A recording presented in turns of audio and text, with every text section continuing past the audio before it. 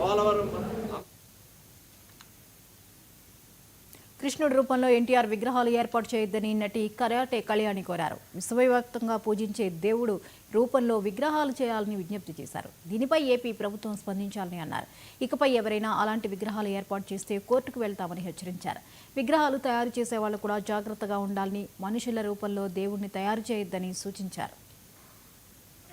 మా అందరి తరపున యదువంశీయులు అలాగే హిందుత్వవాదులు అందరి తరపున నేను చేస్తున్న డిమాండ్ ఏంటంటే తెలుగుదేశం పార్టీ అభిమానులు వాళ్ళ అభిమానాన్ని చాటుకోవడానికి అభిమానస్తులుగా వాళ్ళందరూ ఉండొచ్చండి. ఆయన విగ్రహాన్ని ఇళ్లలో పెట్టుకోండి, దానికి అభిమానం ఉంటే ఇళ్లలో ఫోటోలుగా పెట్టుకోండి, కానీ పబ్లిక్ ప్లేసుల్లో పెట్టద్దు. పెట్టిన విగ్రహాలు కూడా మార్పు చేయాలి. దానికి తెలుగుదేశం పార్టీ వ్యవస్థాపకులు ఇప్పుడు ఎవరైతే ఉన్నారో పెద్దవాళ్ళు చంద్రబాబు నాయుడు గారు, లోకేష్ గారు కొంచెం ఆలోచించి వాళ్ళకి ఒక సూచన చేస్తే వాళ్ళు ఇక మీద పెట్టరు.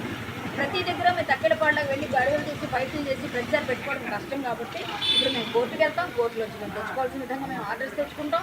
అందరూ కలిసి ఏకతాటి మీద పని చేస్తాం. మా డిమాండ్ ఇక ముందు పెట్టకూడదు, పెట్టినవి కూడా మార్పు చేయాలి. విగ్రహాలు తయారు చేసే వాళ్ళకి ఏమైనా సూచన ఇస్తారా? విగ్రహాలు తయారు చేసే వాళ్ళు కూడా దయచేసి మీరు కూడా ఒక చిన్న ఆలోచన చేయండి.